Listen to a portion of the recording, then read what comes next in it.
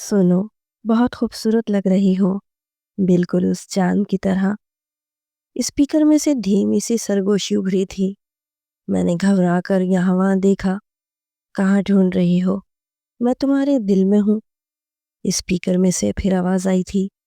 मेरे चेहरे पर मुस्कुराहट बिखर गई। कब तक इन्हीं बातों से मेरा दिल बहलाओगे अली? शादी के बारे में क्या ख्याल है? अम्मा बार बार पूछ रही हैं कि अली कब वापस आ रहा है। मुझे रुखसत करके उन्हें छोटी बहनों के बारे में भी सोचना है। मैंने फिक्रमंदी से फिर वही बात दोहराई थी जो मैं न जाने कितनी बार पहले भी अली से कह चुकी थी। नेहा, परेशान क्यों होती हो मेरी जान? तुम जानती हो कि 2 साल की स्ट्राइजेशन थी। अब तो सिर्फ 6 महीने बचे हैं। जहाँ इतने साल मेरा इंतज़ार किया, वहीं कुछ और अरसा और बस। एक दफ़ा मैं वापस आ जाऊँ, फिर हम हमेशा के लिए एक हो जाएंगे और मैं तुम्हें अपनी दुल्हन बना लूँगा। अब तो मेरे लिए भी ये रातें बड़ी तवील हो गई हैं। दिल चाहता है कि तुम्हें अपनी बाहों में भरकर पूरी तरह अपने रंग में रंग दूं। अली ने खुमार आलूद लहजे में कहा तो मैं शर्मा के खुद में सिमट गई। चेहरे पर कई रंग बिखर गए।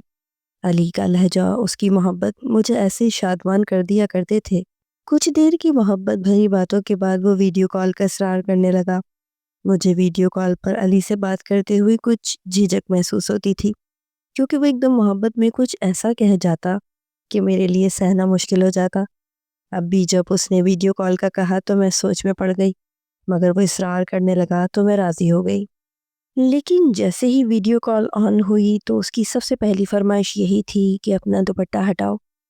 मैंने मना करना चाहा लेकिन वो ना माना। मैंने आहिस्तगी से अपना दुपट्टा बिस्तर पे डाल दिया। उसकी अगली फरमाइश ने मेरे होश उड़ा दिए। वो कहने लगा कि मैंने तुम्हें जो नाइटी भेजी थी वो पहन के दिखाओ ना। मैंने जल्दी से इनकार किया और कहा कि अली, खुदा के वास्ते ऐसी फरमाइशें ना किया करो, मुझे शर्म आती है। मगर वो फिर जिद करने लगा। अली की खुशी की खातिर मैंने वो नाइटी पहन ली, जिसे पहनकर मुझे बड़ी ही शर्म आ रही थी। अली कुछ देर तक वीडियो कॉल पर मुझे देखता रहा। मेरे हुस्न में कसीदा पढ़ता रहा और फिर मेरी बातचीत का सिलसिला ख़त्म हो गया। मैंने फ़ोन बंद किया तो दिल तमानियत से भर गया, क्योंकि अली के साथ मुझे अच्छा लगता था। उसकी बातों की मोहब्बत मेरे लिए ज़िंदगी का दूसरा नाम थी। मुझे और अली को आखिरी बार मिले हुए 2 साल होने वाले थे। इन 2 सालों में हम दोनों का सिर्फ फ़ोन पर राब्ता था। डॉक्टर बनने के बाद अली को स्पलाइजेशन करनी थी और वो उससे पहले शादी नहीं करना चाहता था। इसलिए मंगनी के बाद वो अमेरिका चला गया और हम दोनों का सिर्फ फ़ोन पर ही राब्ता रह गया। अली से बात करने के बाद मैं बिस्तर पर आंखें बंद करके लेट गई थी। उसकी धीमी सरगोशियाँ मेरे कानों में गूंज रही थी। मुझे एक एक पल का बेसब्री से इंतज़ार था। मैं एक नौकरी पेशा लड़की थी, इसीलिए दिन कहाँ गुजरते पता ही नहीं चलता था। बाकी का वक्त अली की यादों और उससे बातों में गुजर जाता। 6 महीने बाद अली लौट कर आया और हमारी शादी का दिन आ गया। वो दिन जिसका मैंने पिछले 2 साल से शिद्दत से इंतज़ार किया था। मैं दुल्हन बनी थी, मेरा निकाह हुआ था, लेकिन रुखसती में अभी 2 महीने बाकी थे। दरअसल अली ने जब स्पलाइजेशन ख़त्म की तो साथ ही उसे अमेरिका में बहुत ही बेहतरीन नौकरी मिल गई। बहुत बड़ा अस्पताल था, डॉलर्स में तनख्वाह थी, रिहाइश और गाड़ी भी शामिल थी। इसलिए अली ने फ़ौरन ही वो जॉब एक्सेप्ट कर ली और ये बात उसने वापस आने के बाद मुझे बताई कि वो शादी के बाद मुझे भी बाहर बुलवा लेगा और ख़ुद भी वहीं सेटल हो जाएगा। मेरे घर वाले तो ये सुनकर शॉक्ड हो गए थे, क्योंकि वो मुझे परदेस नहीं भेजना चाहते थे। मैं बड़ी बेटी थी, अम्मा की बहुत लाडली थी। अम्मा मुझसे इतनी जुदाई बर्दाश्त नहीं कर सकती थी, लेकिन मुझे अली से बहुत मोहब्बत थी।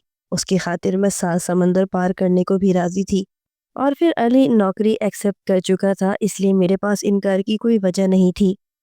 मैंने सरसरी तौर पर अली से कहा था कि ये करने से पहले मुझसे पूछ लेते, मगर वो कहने लगा कि मैंने ये तुम्हारे मुस्तकबिल के लिए ही किया है। यहाँ क्या रखा है? तुम और मैं हमेशा के लिए अमेरिका में ही सेटल हो जाएंगे। रही बात तुम्हारी अम्मी जी की, तो उन्हें भी मैं अपने पास बुलवाता रहूँगा, तुम फिक्र ना करो। अली की तसल्लियों पर मैंने निकाह कर लिया था और अली ने मेरे कागजात तैयार करवाने शुरू कर दिए थे। कागजात की तैयारी करवा के वो दोबारा अमेरिका चला गया था। मुझे रुखसत होकर उसके पास जाना था। ऐसा लग रहा था कि जैसे ये 3 महीने गुजरे 2 साल से भी ज़्यादा मुश्किल होंगे। पहले तो मैं सिर्फ उसके नाम पर बैठती थी, लेकिन अब उसके निकाह में थी। दिल ज़्यादा ही बेताब होने लगा था। پھر علی بھی فون کرتا تو جذبات سے چور ہو جاتا۔ محبت بھری دھیمی دھیمی باتیں کر کے وہ میرے اندر ایک نیا طوفان برپا کر دیتا۔ کبھی کبھی تو میں ناراض ہو جاتی اور کہتی علی کیا ملتا ہے مجھے اس طرح تڑپا کر؟ تم تو فون بند کر دیتے ہو لیکن میں تمہاری باتوں اور یادوں کے سحر سے نکل ہی نہیں پاتی۔ میری باتوں پر وہ مسکرا کر کہتا کہ جانے من میں تو تمہارے لیے اتنا ہی بےتاب رہتا ہوں، آخر تم میری بیوی ہو، بس جلدی سے یہاں آ جاؤ، پھر ایک پل کے لیے بھی تمہیں خود سے دور نہیں ہونے دوں گا۔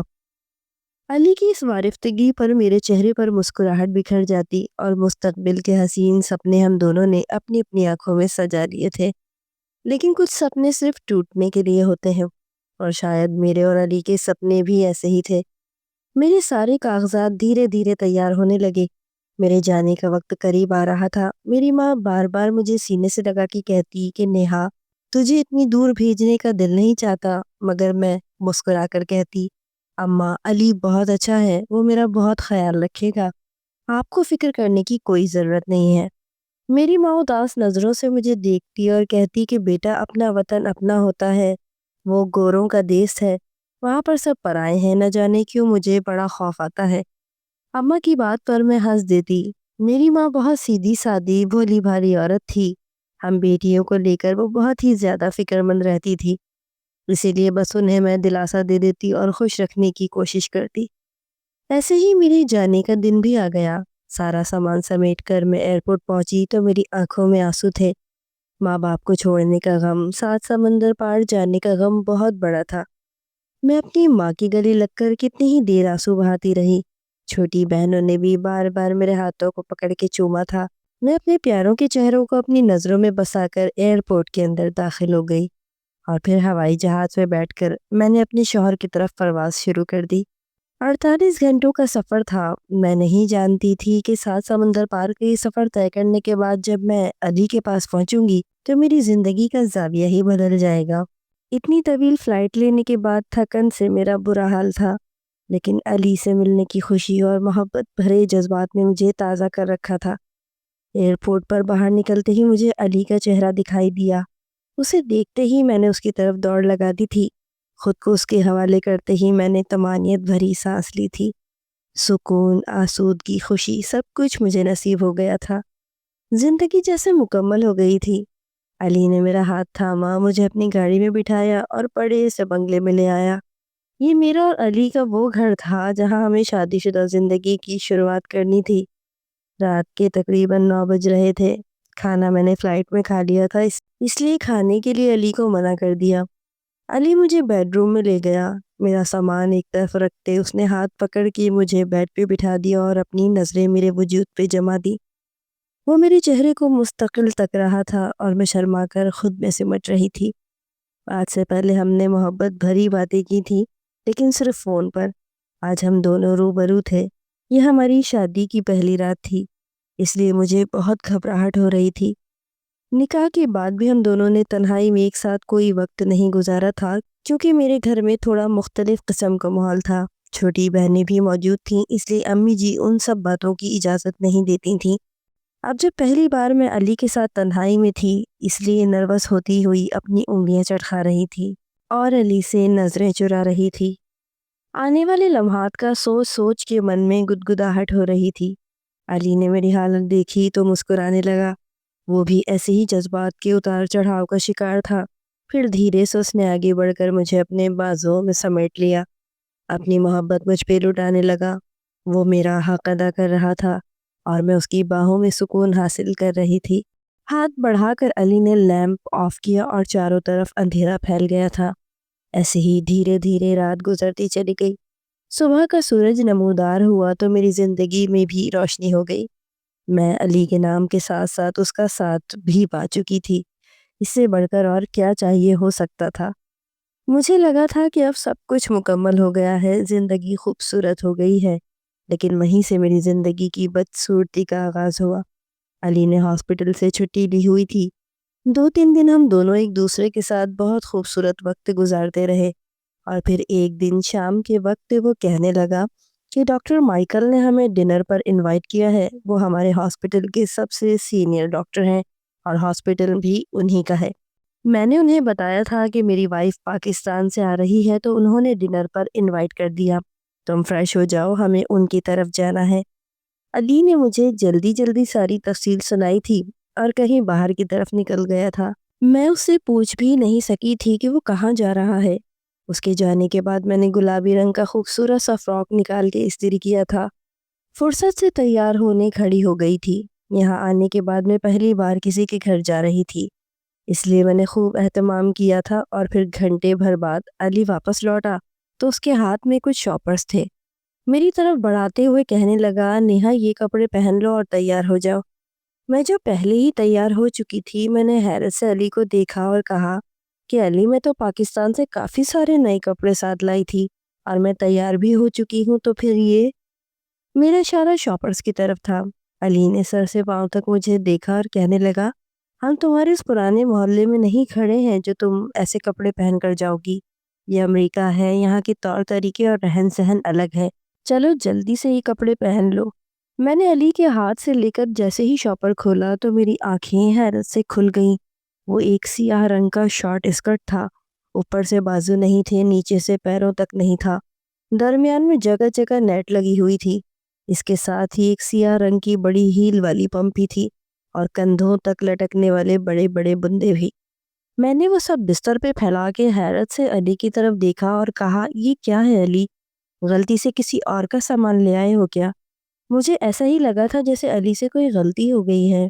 وہ مسکرایا اور کہنے لگا، کیا ہو گیا ہے؟ غلطی سے کیوں لاؤں گا؟ تمہارے لیے ہی لایا ہوں۔ جلدی سے اب تیار ہو جاؤ، ڈاکٹر مائیکل انتظار کر رہے ہوں گے۔ میں بس پھٹی پھٹی نگاہوں سے علی کو دیکھتی رہ گئی۔ لفظ جیسے حلق میں ہی دم توڑ گئے تھے۔ کافی دیر بعد جب میں سنبھلی تو میں نے کہا، علی تم ہوش میں تو ہو؟ کیا میں یہ لباس پہنوں گی؟ اس میں میرا جسم پوری طرح نظر آئے گا۔ یہ نہ کاندھوں سے پورا ہے نہ پیروں کی طرف سے، یہ میں کیسے پہن سکتی ہوں؟ مجھے سمجھ نہیں آیا تھا کہ میں کن لفظوں کا انتخاب کروں اس لباس کی بے حیائی کے بارے میں۔ کیا کہوں؟ اسی لیے جو منہ میں آیا کہہ دیا اور اٹھا کر اسے واپس شاپر میں ڈال دیا۔ علی نے غصے سے مجھے دیکھا اور میرے قریب آ کر میرے کندھے پہ پھیلا دوپٹہ کھینچ کے دور پھینک دیا اور کہنے لگا، یہ اتنا بڑا کپڑا اپنے وجود پہ ڈال لیتی ہو؟ تم اتنی خوبصورت ہو، خود کو کیوں چھپاتی ہو؟ میں نے علی سے کہا کہ عورت پردے میں اچھی لگتی ہے، عورت نمائش کی چیز نہیں۔ علی کہنے لگا، اپنی بکواس بند کر لو، تم پتہ نہیں کون سے زمانے کی عورت ہو۔ جو میں لے کر آیا ہوں وہی پہن کر تمہیں ڈاکٹر مائیکل کی طرف چلنا ہوگا۔ ایسے کپڑے پہن کر جاؤ گی تو میرا مذاق بنے گا۔ میں نے پاجامے پہ لانگ فراک پہنی ہوئی تھی، گلابی رنگ کا بہت خوبصورت سا میچنگ کا دوپٹہ بھی پہنا ہوا تھا، نازک سی جویلری بھی پہنی ہوئی تھی۔ میرے حساب سے میں مکمل تیار تھی۔ میں نوکری کرنے والی لڑکی تھی، مجھے بھی فیشن کی سمجھ تھی، لیکن علی نے تو مجھے بالکل ہی بے وقت کر دیا تھا۔ علی کا رویہ میرے لیے انتہائی حیران کن تھا۔ آج سے پہلے اس نے کبھی اس طرح کی کوئی بات نہیں کی تھی، نہ میرے کپڑوں کو لے کر نہ ہی فیشن کے بارے میں۔ میں اسی لیے شاید اتنے سالوں کی محبت کے باوجود اس کی ذہنی حالت کا اندازہ نہیں کر سکی تھی۔ ہم امریکہ میں تھے، لیکن اس کا یہ مطلب تو نہیں تھا کہ میں یہاں کی انگریز عورتوں کی طرح ادھننگی ہو جاتی۔ اس لیے میں نے علی کو صاف انکار کر دیا تھا۔ لیکن جس انداز میں اس نے میرا دوپٹہ کھینچ کے دور پھینکا تھا، اس سے غصے کا اظہار کیا تھا، میرا سانس سینے میں ہی اٹک گیا تھا۔ پھر اس نے اسکرٹ اٹھا کے میرے ہاتھ میں تھمایا اور کہنے لگا، 2 منٹ میں چینج کر کے آؤ ورنہ میں خود چینج کرواؤں گا۔ اس کا انداز اتنا جارحانہ ہو گیا تھا کہ میں نے ڈر کے مارے وہ اسکرٹ پہن لیا، لیکن واش روم سے باہر ہی نہ نکل سکی۔ وہ پہن کر تو میں علی کے سامنے جانے سے بھی کترا رہی تھی، تو پھر دعوت میں کس طرح جا سکتی تھی؟ میری آنکھوں سے آنسو بہنے لگے تھے، ہاتھ پیر کانپ رہے تھے۔ علی نے زور زور سے واش روم کا دروازہ پیٹا تھا، کہنے لگا، باہر نکل آؤ، دیر ہو رہی ہے۔ مجبوراً میں دروازہ کھول کے باہر نکل آئی تو التجائیہ نظروں سے علی کو دیکھتے ہوئے میں نے کہا کہ علی، یہ سب کیا ہے؟ یہ بے حیائی میں نہیں کر سکتی۔ دیکھو تو صحیح اس لباس میں کس طرح کھلی ڈلی نظر آ رہی ہوں۔ میری آنکھوں سے آنسو بہہ رہے تھے۔ علی نے سر سے پیر تک مجھے دیکھا اور کہنے لگا، قابل ستائش لگ رہی ہو۔ وہ جو عجیب سی چادر تو موڑ کے رکھتی ہو، اس میں زہر لگتی ہو۔ اب لگ رہا ہے نا کہ میں نے ایک خوبصورت اور جوان لڑکی سے شادی کی ہے۔ یہ کہتے ہوئے علی کے چہرے پر غرور نظر آنے لگا، اور میں واقعی حسین اور جوان تھی، لیکن بے شرم اور بے حیا نہیں تھی۔ مگر یہ بات علی کو سمجھ نہیں آ رہی تھی۔ اس نے زبردستی مجھے وہ اونچی ہیل والی پمپی پہنا دی اور میرا ہاتھ پکڑ کے باہر نکل گیا۔ علی کے آگے میری ایک نہ چلی تھی۔ مجھے گاڑی میں بٹھا کر اس نے گاڑی چلانا شروع کر دی۔ سیاہ رنگ کے پینٹ کوٹ پہنے وہ کوئی شہزادہ لگ رہا تھا۔ اگر میرے لباس کو لے کے وہ اتنا مسئلہ کھڑا نہ کرتا تو شاید میں اس پر ایک بار اپنا دل پھر ہار بیٹھتی، جیسے پہلی دفعہ ہاری تھی۔ لیکن اس وقت وہ مجھے بہت برا لگ رہا تھا، جس نے مجھے خود اس طرح لباس پہنا کے بے آبرو کر دیا تھا۔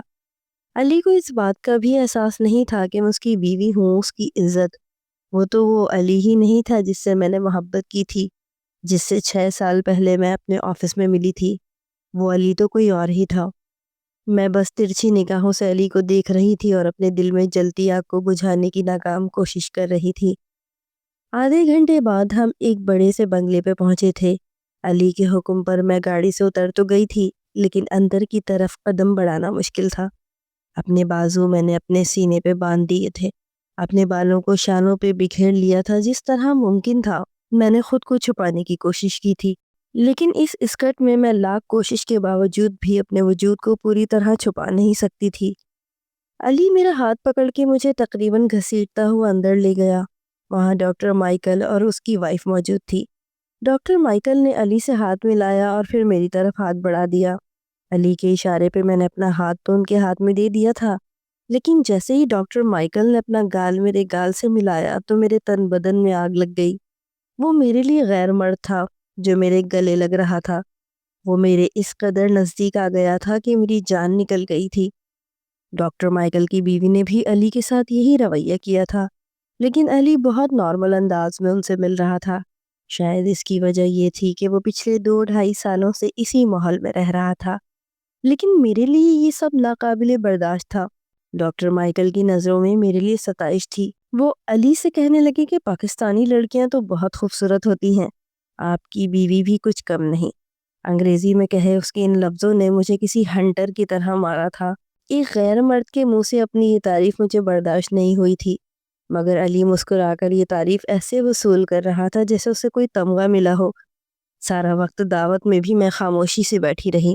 ڈاکٹر مائیکل کبھی کبھی مجھ سے کوئی سوال پوچھتے تو بس میں اتنا ہی جواب دیتی جتنا ضروری ہوتا۔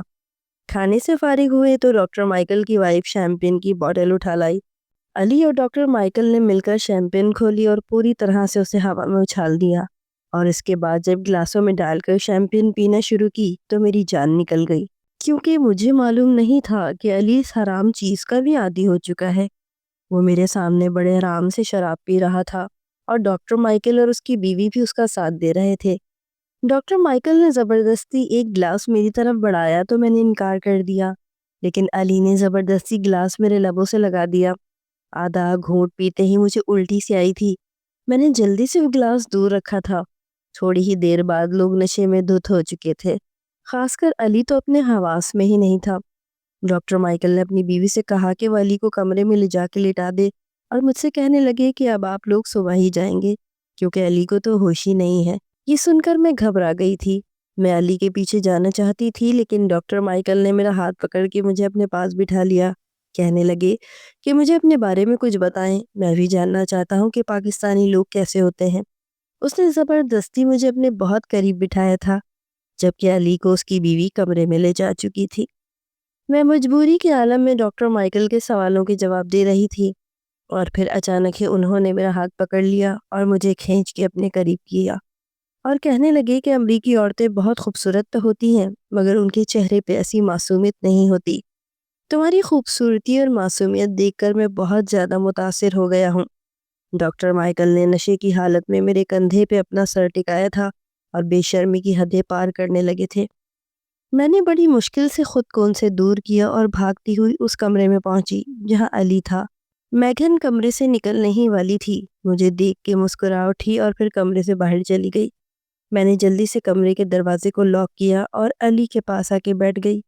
میری آنکھوں سے آنسو بہہ رہے تھے، جبکہ علی پوری طرح مدہوش پڑا تھا۔ کبھی کبھی وہ نشے میں مجھے پکڑ کے اپنے قریب کھینچتا اور سینے سے لگانے کی کوشش کرتا، لیکن مجھے تو اس کی وجود سے بھی گھن آ رہی تھی۔ میں نے خود کو اس سے چھڑا کے دور کیا تھا۔ ساری رات خدا سے دعا مانگتی رہی تھی کہ میری عزت محفوظ رہے۔ رو رو کے میرا برا حال ہو چکا تھا۔ صبح کا سورج طلوع ہو گیا تھا اور پھر کافی دیر بعد جا کر علی نے آنکھیں کھولی تھیں۔ وہ انگڑائی لیتا بستر سے اٹھ بیٹھا، پھر ادھر ادھر دیکھ کے کہنے لگا کہ کیا ہم رات ڈاکٹر مائیکل کے گھر ہی رک گئے تھے؟ میں نے غصے اور نفرت میں اسے دیکھا اور کہا کہ تم نشہ کر کے بے ہوش ہو گئے تھے۔ وہ میری عزت پر ہاتھ ڈالنے چلا تھا۔ میری اس بات پر علی بری طرح اچھل پڑا اور کہنے لگا، ڈاکٹر مائیکل شادی شدہ آدمی ہے، اس کی بیوی بھی اس کے ساتھ رہتی ہے، اسے تمہاری عزت پر ہاتھ ڈالنے کی کیا ضرورت ہے؟ علی کے لہجے نے میرے تن بدن میں آگ لگا دی تھی۔ میں نے نفرت سے کہا تھا کہ جب تم اپنی بیوی کو کسی کے سامنے پیش کرو گے تو بھلا وہ کیوں ہچکچائے گا؟ تم نے تو مجھے مٹھائی کی طرح ڈاکٹر مائیکل کے سامنے پیش کر دیا۔ میری بات سن کر علی غصے میں آ گیا، کہنے لگا تم نے تو بات کا بتنگڑ ہی بنا دیا، وہ ایسے ہی تم سے بات کر رہے ہوں گے۔ میں نے علی کو سمجھانا چاہا کہ ان کی نظر میں ان کی نیت میں کیسی ہوس تھی، لیکن علی نہ مانا، اٹھ کر کھڑا ہوا اور کمرے سے باہر نکل گیا۔ میں بھی علی کے پیچھے پیچھے باہر نکلی تو باہر ڈاکٹر مائیکل کھڑا تھا۔ انہوں نے مسکرا کر علی کو گڈ مارننگ کہا اور پھر خود ہی شرمندگی سے کہنے لگے کہ رات میں نے تمہاری بیوی کی تعریف کی تو شاید اسے برا لگ گیا، میں معافی چاہتا ہوں۔ ڈاکٹر مائیکل کا انداز بدل گیا تھا، لیکن میں جانتی تھی کہ انداز بدلا ہے، نیت نہیں، اس لیے میں نے ایک نظر اس مرد پہ نہ ڈالی اور ہم گھر واپس لوٹ آئے۔ یہ امریکہ آئے مجھے چوتھا دن تھا اور مجھ پر یہ حقیقت کھل کر آ چکی تھی کہ میرا شوہر میرا محافظ نہیں ہو سکتا۔ وہ خود کو مجھے غیر مردوں کے آگے اس طرح پیش کر رہا ہے تو میری عزت کی حفاظت کیسے کرے گا؟ یہ اور بات تھی کہ وہ بات مجھے اندر ہی اندر کچو کے لگا رہی تھی۔ میں نے بڑی مشکل سے 4 دن اور گزارے اور پھر کسی پارٹی میں علی نے مجھے دوبارہ ویسے ہی کپڑے پہن کے چلنے کو کہا تو میں نے صاف انکار کر دیا۔ بات اتنی بڑی کہ علی نے میرے منہ پر ایک زوردار تھپڑ مار دیا۔ وہ نہ جانے میرے بارے میں کیا کچھ کہہ رہا تھا۔ کہنے لگا شادی سے پہلے بھی تو نائٹی پہن کے ویڈیو کال پر میرے سامنے آ جاتی تھی جب تمہاری حیا کہاں جاتی تھی، اب میرے کہنے پر یہ کرتے تمہیں شرم آ رہی ہے؟ یہ کیوں نہیں سوچ رہی ہو کہ یہاں کیسی سوسائٹی ہے اور ہمیں اسی حساب سے رہنا ہے؟ میں نے علی سے کہا میں تھوکتی ہوں ایسی سوسائٹی پر، لعنت بھیجتی ہوں ان کی تہذیب پر، میں ایسی نہیں ہوں اور نہ ہی یہ سب کچھ کر سکتی ہوں۔ علی کہنے لگا میرے ساتھ رہنا ہے تو اسی طرح رہنا ہوگا جیسے میں چاہتا ہوں۔ میں نے صاف انکار کیا تو علی نے کھڑے کھڑے مجھے طلاق دی اور کہنے لگا مجھے نہیں معلوم تھا کہ تم ایسی لڑکی ہوں گی، مجھے تو لگا تھا نوکری کرنے والی ہو، ماڈرن اور فیشنیبل ہو، یہاں آؤ گی تو یہاں کے رنگ میں رنگ جاؤ گی، لیکن تمہاری تو شرم و حیا ہی ختم نہیں ہو رہی، اس لیے واپس دفع ہو جاؤ۔ علی نے مجھ پہ بجلیاں گرائی تھیں اور مجھے واپس پاکستان بھیج دیا تھا۔ میں اپنے ماں باپ کے پاس لوٹی تو ان کے سینے سے لگ کے رونے لگی۔ جس محبت کے لیے میں نے اپنا گھر اپنا وطن چھوڑا تھا، اس محبت نے مجھے رسوا کر دیا تھا۔ میرے ماں باپ نے مجھے سہارا دیا، مجھے سمجھایا کہ اچھا ہوا بغیر کسی ذلت کو برداشت کیے تم واپس آ گئی، اگر تمہاری عزت پر آنچ آتی تو کیا ہوتا۔ میں بھی یہ سوچ کر خود کو تسلی دینے لگی کہ میں نے اپنے آپ کو زندگی بھر کے لیے ایک اذیت سے نکال لیا تھا۔ شوہر بیوی کا محافظ ہوتا ہے، لیکن علی نے ایک لمحے کے لیے بھی میری عزت کو اہم نہیں جانا تھا۔ اس کے لیے اس کا اسٹیٹس ٹیسٹ، اس کے ارد گرد کے لوگوں پر ان کے طور طریقے زیادہ اہم تھے۔ میں نے دوبارہ اپنی نوکری شروع کی تھی اور اپنی زندگی میں آگے بڑھنے لگی۔ پھر ایک بہت اچھی جگہ سے میرا رشتہ آیا تو میرے والدین نے سب کچھ ان کے آگے رکھ کر میری وہاں شادی کروا دی۔ میرا دوسرا شوہر رمیز بہت ہی اچھا تھا، اس نے مجھے بہت محبت سے اپنایا۔ دھیرے دھیرے ماضی کی ہر بری یاد کو میں بھول گئی، یہاں تک کہ علی کی محبت بھی میرے دل سے نکل گئی۔ رمیز نے مجھے بتایا تھا کہ ایک مرد اپنی عورت کی عزت کیسے کرتا ہے اور دوسرے سے کیسے کرواتا ہے۔ وہ خود بھی میری عزت کرتا اور ارد گرد کے لوگوں کو بھی میری عزت کرنے پہ مجبور کر دیتا۔ میں اپنی شادی شدہ زندگی میں بالکل مطمئن ہو گئی تھی۔ خدا نے مجھے بیٹے سے نواز دیا تھا، اس کی 5ویں سالگرہ تھی اور اسی کا سامان لینے کے لیے ایک شام میں بازار گئی تو وہاں میرا سامنا علی سے ہوا۔ اسے دیکھ کے میں حیران رہ گئی، وہ بالکل بدل گیا تھا، بالکل ویران اجڑا ہوا لگ رہا تھا۔ مجھے دیکھتے ہی اس نے ہاتھ جوڑ دیے، معافی مانگنے لگا، کہنے لگا مجھے اپنی غلطی کا احساس ہو گیا ہے، آزاد معاشرے میں رہ کر میری سوچ بھی آزاد ہو گئی تھی، لیکن تمہارے جانے کے بعد جب میں نے ایک انگریز عورت سے شادی کی تو مجھے پتہ چلا کہ ہماری مشرقی عورتیں کتنی عزت دار اور وفادار ہوتی ہیں۔ اس نے میرے پیچھے ہی میرے گھر میں غیر مردوں سے چکر چلا لیا، ان کے ساتھ تعلقات بنائے اور میری کمائی ہوئی ساری دولت لے کے کچھ ہی عرصے بعد ہمیشہ کے لیے چلی گئی۔ شراب پینے کی وجہ سے میری حالت بہت بگڑی تو مجھے نوکری سے بھی نکال دیا گیا۔